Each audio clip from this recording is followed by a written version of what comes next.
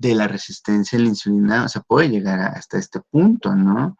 A modificar la osteocalcina y que esto también podía generar en algunas personas más sensibles que otras alteraciones a nivel óseo. Entonces, así como que, ¡zas! O sea, es voltear a mirar hacia otros sistemas que no necesariamente son los típicos, ¿no? O sea, como el que hablábamos la vez pasada, ¿no? De bueno, pues la insulina tiene el rol importante, la resistencia.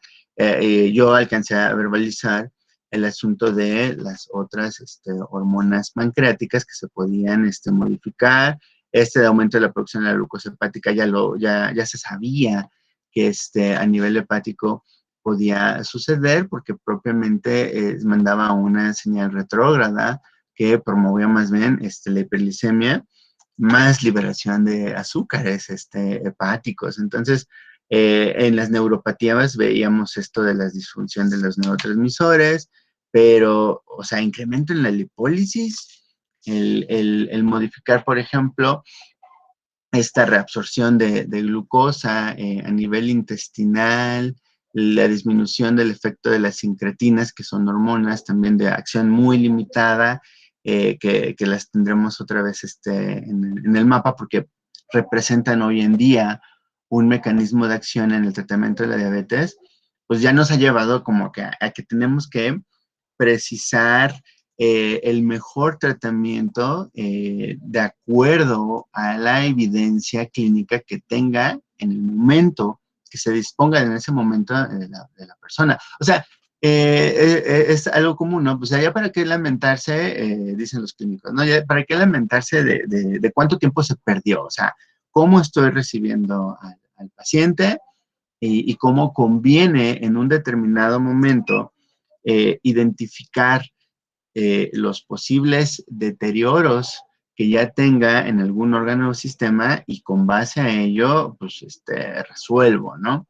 Porque en este caso, en este panorama que vamos a ir viendo en lo que toca ya el tratamiento, pues lo obvio sería, pues si el problema es la insulina, ya vieron la definición que nos dieron en la exposición de diabetes mellitus, pues se habla de esta deficiencia o incapacidad de ofrecer su acción adecuada a la insulina, pues el problema es que a lo mejor no es la adecuada y ya se hizo incluso el diagnóstico, ya se verificó si hay o no la presencia de alguna complicación, pues entonces puede ser el caso de que ya conviene arrancar con un tratamiento basado con insulinas. Entonces, yo decía así, ¿no? Era obvio, ¿no? Pues, si hay una deficiencia de insulinas o es limitada la respuesta del organismo hacia la insulina que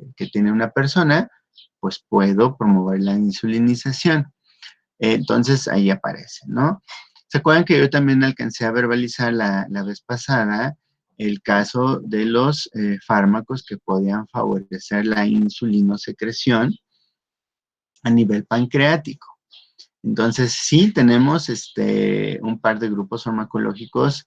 Las sulfonilureas son más populares que las meglitinidas, pero en ambos casos, lo que ya nos está planteando, aunque no sepamos ahorita todavía con precisión el mecanismo, porque lo vamos a comentar después, lo que nos está diciendo el término es que son fármacos que de alguna manera van a fomentar, van a promover la secreción de la insulina. Entonces, aquí ya puede pasar por su mente ideas como, bueno, siempre y cuando el páncreas todavía esté en posibilidad de recibir esa señal, insulina secretora, y la pueda ejecutar, ¿sí? O sea, el punto es ese, o sea, si tenemos todavía un páncreas funcional, habilitado histológicamente hablando, el fármaco tiene mucho sentido y su mecanismo de acción, ¿sí? Entonces, vamos a ver qué tipo de desventajas podrían tener estos agentes, ¿no? Tenemos también, lo decíamos en la reunión, perdón, la sesión pasada, del caso de los fármacos insulinos sensibilizadores. Sobre todo porque favorecían a nivel del tejido muscular el que otra vez la insulina pudiera ser reconocida por su propio receptor de insulina para que se llevara a cabo la captura, bueno, el ingreso de los azúcares hacia las células y siguiera su ruta normal. Esto evidentemente habla de modificar o revertir de cierta forma, en cierto grado, la resistencia a la insulina. Hay personas que cuestionan desde el punto de vista como paciente, pero también como clínicos o proveedores de salud, el de si realmente se puede hablar de una cura de la resistencia a la insulina. No es algo que todavía se pueda responder así como muy categóricamente con un sí o como un no. Y tampoco con un depende. O sea, la evidencia todavía no ha sido lo suficientemente extensa como para decir que hay fármacos que revierten la insulinoresistencia. Se dice que conviene hablar de que modifican la resistencia a la insulina o la reducen, más no la desaparecen. No se puede hablar de eso tan fácilmente porque tiene mucha relación con el tiempo previo al diagnóstico que ha llevado la persona de vivir o de convivir con la resistencia a la insulina. O sea, no se va a comparar una resistencia a la insulina de 15 años de evolución respecto a una de 5 años, ¿me explico? Entonces, de qué tanto ha deteriorado el funcionamiento renal del sistema nervioso en una persona tanto tiempo de desarrollo de resistencia a la insulina en comparación a una que solo ha tenido un tiempo cortito. ¿Sí? Entonces ahí es variable. Entonces hay que ser también reservados y tenemos allá las tiazolidinedionas, las biguadinas como agentes, ¿no? También es posible que haya fármacos que ayuden a favorecer la liberación y otros dicen, ¿no? A la función más ordenada de hormonas que ayudan a favorecer la adecuada absorción de azúcares, por un lado, y que también ayudan a favorecer la acción de la insulina, ¿no? Entonces aquí en este número 4 hablamos de fármacos que aumentan esta secreción de insulina dependiente y que hablamos, de ahí vamos a verlo, de las famosas incretinas, de cómo guardan una relación en función al momento en que se esté consumiendo este tipo de fármacos. Entonces, ahí estos son como de introducción reciente, afortunadamente, en los cuadros básicos. Así que esto es una ganancia importante para tener otro grupo farmacológico. Después ya decíamos el caso de la absorción de azúcares como una posible alternativa en lo que toca al control de los niveles de azúcares en las personas, ¿no? Yo decía en la sesión anterior, estamos ahorita comprendiendo el alcance que tiene en el proceso de diagnóstico de la diabetes mellitus tipo 2, la interpretación de un valor de laboratorio.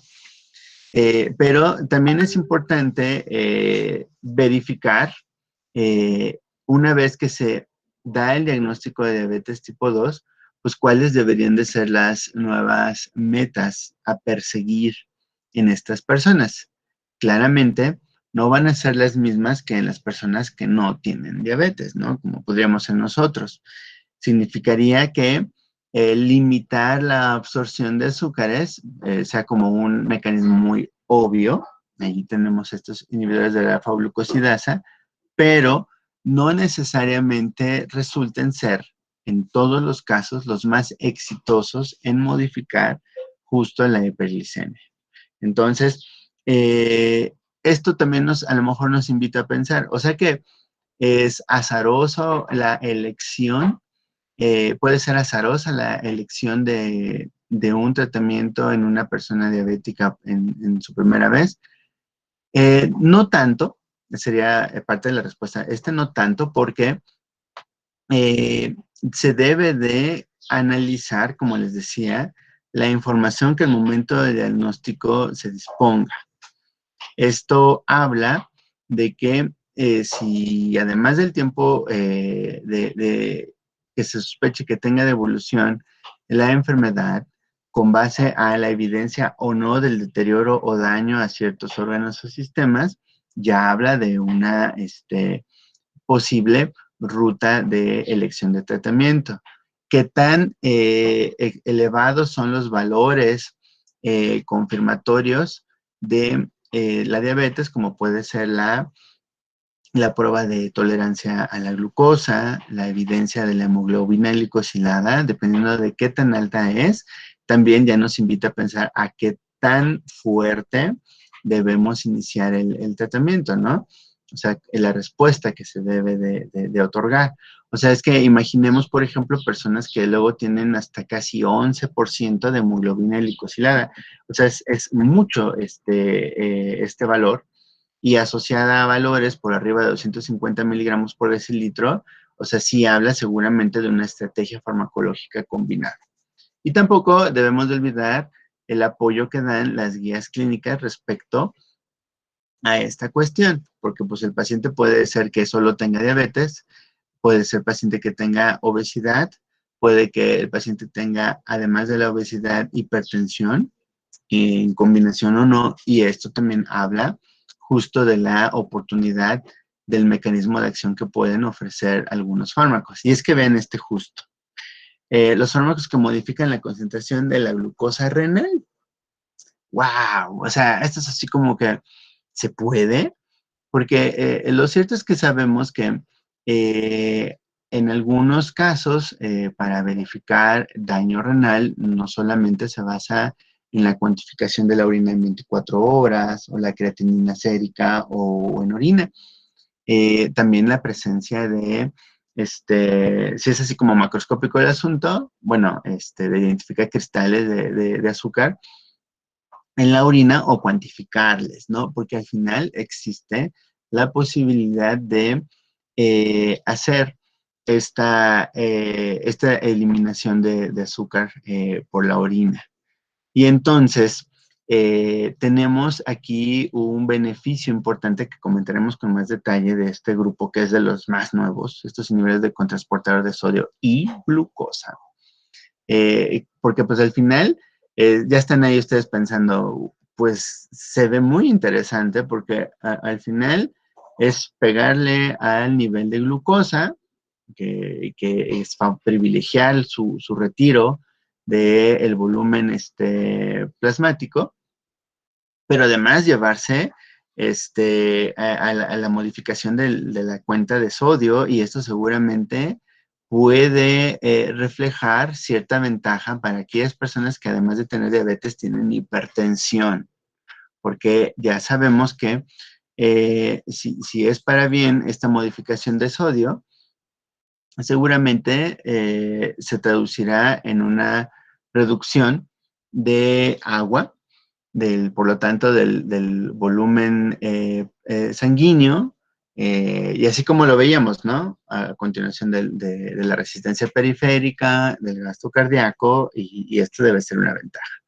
Estos son de los más recientes, comentaremos algunas cuestiones también que son importantes tomar en cuenta. Aquí en el caso de la insulina, solo tomaré aquí algunas ideas que en diferentes cursos nos comentan, ¿no? Digamos que hay diferentes enfoques que se pueden tener respecto a la acción de la insulina en nuestro organismo.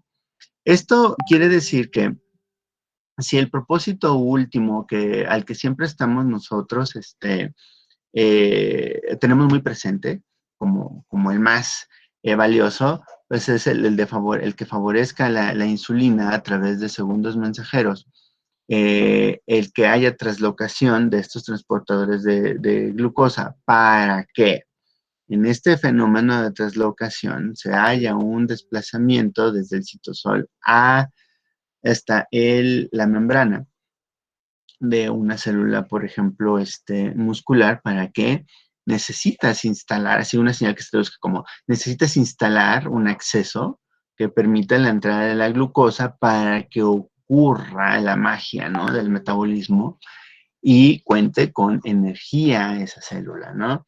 O sea, sí, este es como de los conocimientos que ya de tiempo, les decía, en otros cursos con diferentes enfoques, nos dan. Si queremos que ocurra esta cuestión alrededor del agonismo que tiene la insulina con su receptor de insulina, pero tampoco hay que olvidar que existen también otras posibles rutas de acción que pueda tener asociadas este agonismo de la insulina con su receptor. Y es, por ejemplo, la síntesis del glucógeno, el de la síntesis de proteínas. O sea, hablamos que el fenómeno de la insulina, yo les decía hace tiempo, ¿no? Endocrino. O sea, no es limitado solamente a que la insulina se libere desde el páncreas y que promueva el ingreso de azúcares, sino que también promueva estas otras acciones. Esto creo que justifica, si lo vemos así, el por qué es importante paliar o remediar en lo posible la resistencia a la insulina. Porque, por ejemplo, en el caso de síntesis de proteína, de síntesis de glucógeno, algunos estudios apuntan a su relación en presencia de resistencia a la insulina a ciertos mecanismos de atrofia. Por ejemplo, atrofia muscular, o sea, la incapacidad que algunas personas pueden exhibir a nivel muscular en lo que toca a flexión, dolor, incapacidad para ya realizar ciertos movimientos en el tiempo. O sea, porque decimos que esta cuestión de la resistencia a la insulina tiene una relación temporal, o sea, no es como de un día a otro, de que creo que hoy amanecí con resistencia ya a la insulina, no, o sea, es esto gradual. Entonces, el revertir en lo posible el que un receptor desconozca a la sustancia química pues, para la cual está naturalmente diseñada, así, eh, pues es algo que es deseable. Y todavía si le damos como otro enfoque a esta importancia de la insulina, los endocrinólogos buscan mucho revisar qué tanto se ha modificado la acción del hígado con base a esa resistencia a la insulina y al probable tiempo de evolución prolongado que puede tener la diabetes tipo 2 en su paciente. Esto quiere decir que la cuantificación de algunas enzimas hepáticas puede apuntar a decir si hay cierto deterioro en la función hepática o no. O la evidencia, por ejemplo, del famoso caso del hígado graso, que como veremos después, cuando empezamos a hablar brevemente del síndrome metabólico y de las dislipidemias, es también otro indicativo de que esa persona ya ha tenido un tiempo prolongado de desarrollo de diabetes y de resistencia a la insulina. Y es que aquí se observa, como siempre nos han dicho, ¿no? A lo mejor, bueno, a mí yo me quedo tengo muy presente aquí en mis clases de bioquímica, ¿no? Es que esta cuestión, ¿no? De que desde nivel hepático vamos a tener la oportunidad de observar un mecanismo de soporte vital para los estadios, por ejemplo, de ayuno prolongado que podamos tener. O sea, acuérdense que antes o paralelamente al cortisol, el propio hígado puede tener otros mecanismos retrógrados de señalización que permitan, en este caso, emprender una síntesis de azúcares, ¿no?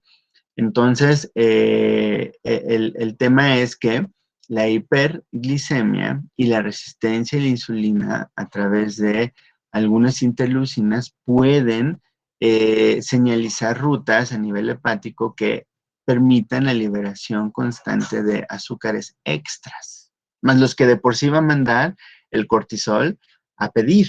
¿Se acuerdan que esa era otra situación que por el estrés podría suceder? Así que la insulina también tiene oportunidad de inactivar algunos elementos importantes en este proceso de liberación de azúcares desde el hígado, pero también de promover su aprovechamiento a nivel del tejido muscular.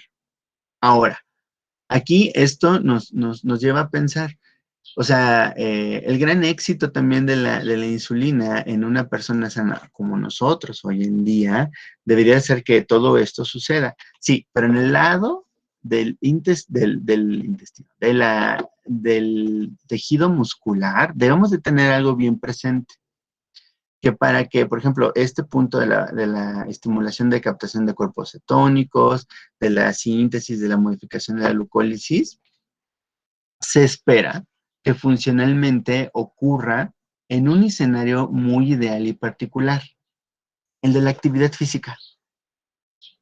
Entonces, así como que, ajá, o sea, si bien no tenemos diabetes, para que podamos preservar esta acción de insulina más ideal, el de promover inclusive el que no ocurra la resistencia a la insulina y estos eventos sucedan mejor, o sean más exitosos, es justo al tener una actividad física, ¿no? Esta que nos dicen, ¿no? De alguna actividad adecuada para nuestras capacidades, nuestro índice de masa corporal, etcétera, en tanto sea de 30 minutos continuos, ¿sí? O sea, ahí es donde no se vale esto de que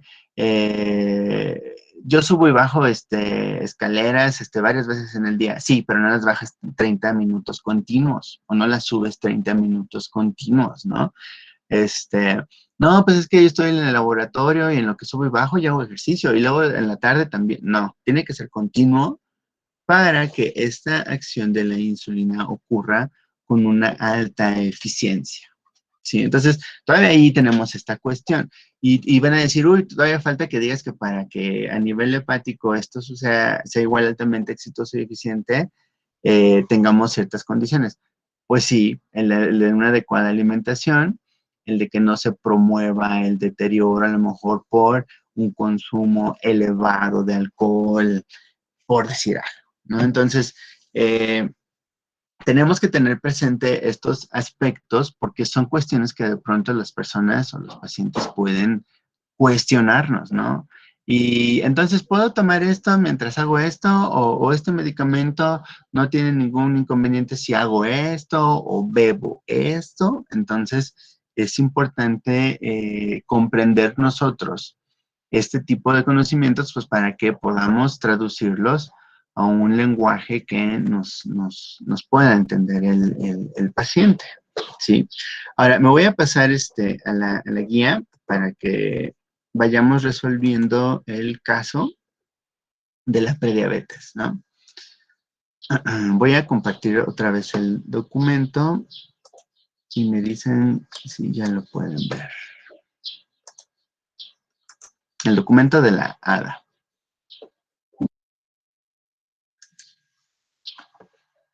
Bueno, creo que ya se puede ver, ¿no?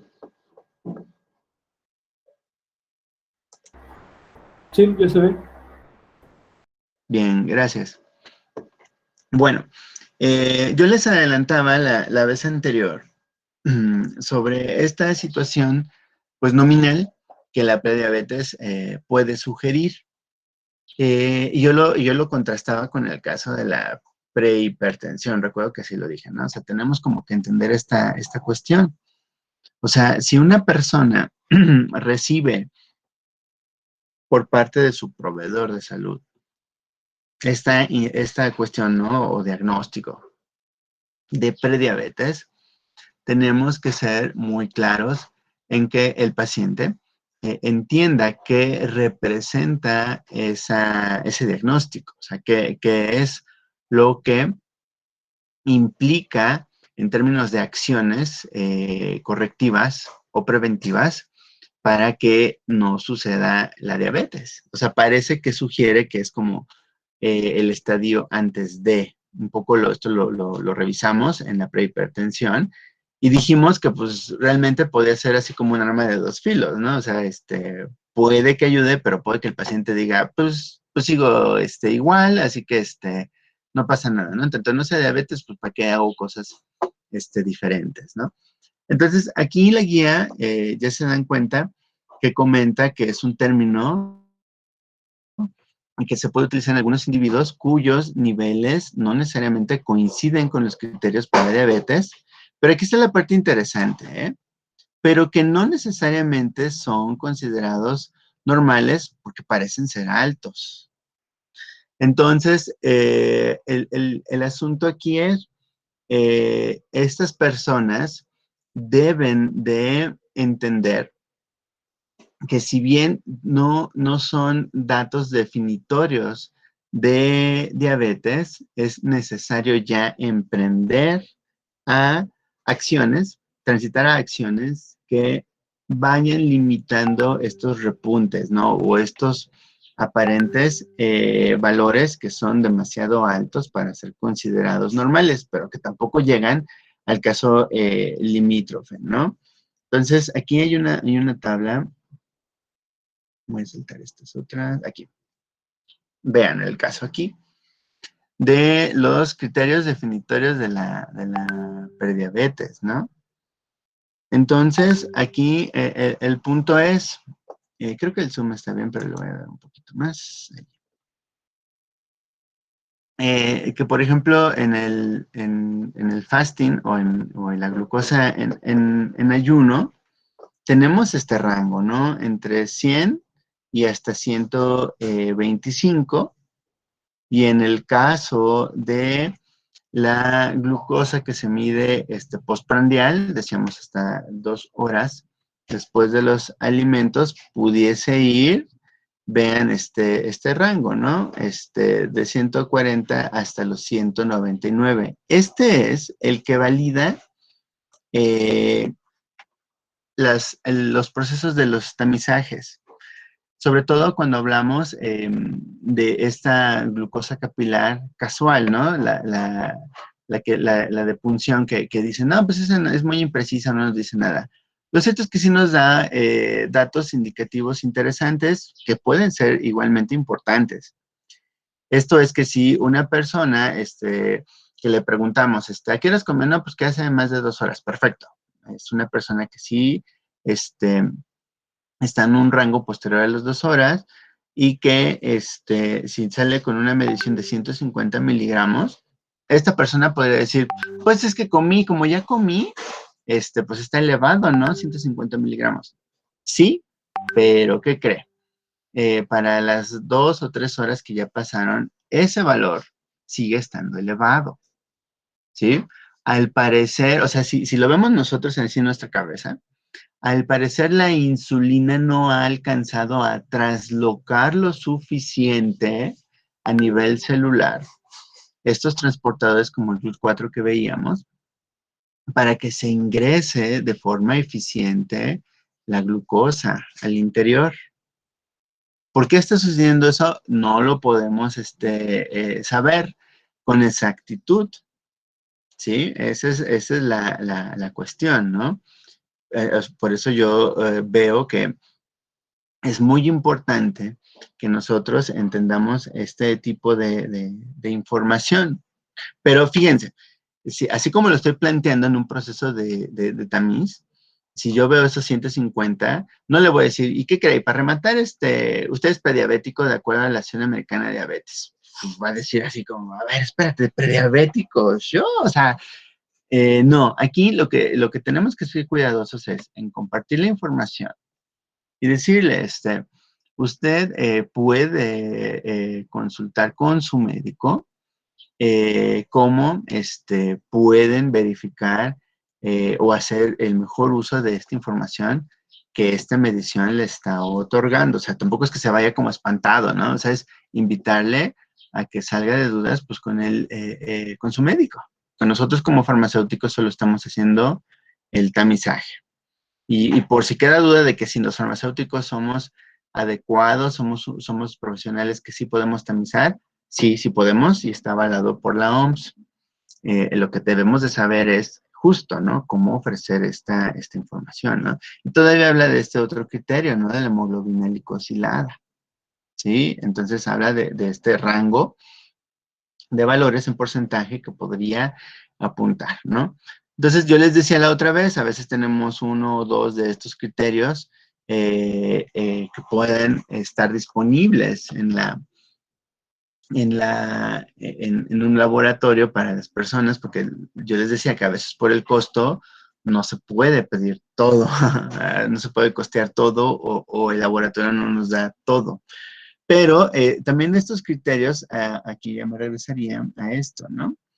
Deben de ser complementados, porque como les decía la vez pasada, un resultado de laboratorio no representa con suficiente amplitud el momento clínico de esa persona, ¿sí? Entonces tenemos que incorporar estos otros datos. Algunos de ellos en la exposición nos los comentaron, ¿no? Qué tipo de antecedentes, qué aspectos ayudan a definir el diagnóstico de la diabetes, ¿no? Por ejemplo, yo les hablaba de familiares de primer grado que viven o vivieron con diabetes, ¿no? Y que sepamos, ¿no? Que este es parte del historial familiar, ¿no? Hay algunos datos étnicos o de raza que parecen ser más asociados. Pues miren, aquí la verdad es que tenemos estos, pero ya la epidemiología de la enfermedad pues está más extendida. Pero bueno, al final los latinos están ahí pertenecemos, ¿no?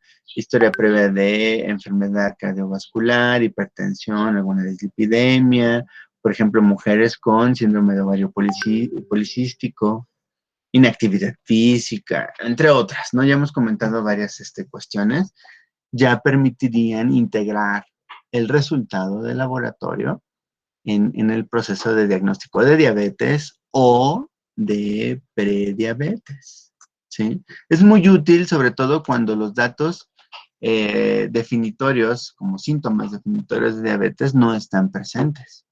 Entonces, por eso, cuando hablamos de un hallazgo en un tamiz, pues es que, pues yo sabía que lo de la diabetes se caracterizaba por eso de ir mucho al baño, tener mucha sed, tener mucha hambre, y a mí no me pasa nada de eso. Ok, es un caso asintomático potencial, pero hay que complementar la información con otras pruebas, pues para poder ya con claridad decir si estamos o no hablando de diabetes o de prediabetes. Entonces, nuevamente aquí tenemos que pensar en el valor de la información que vamos a otorgar a la persona para que valore el momento en el que se encuentra y a lo mejor ya no transite tan fácilmente a la diabetes. Ahí con la exposición, recuerdo que mencionaban que a lo mejor es ir a hacerse una prueba hasta un año, ¿no? Ahí es que comentan que es cada 6 meses. Bueno, con que lo hagan, no lo olviden, es importante. Bien, ¿tienen comentarios o preguntas? La próxima sesión ya entraremos de lleno ya a los mecanismos de acción de los medicamentos. Pero no sé si tengan algún comentario o pregunta sobre lo que hemos comentado.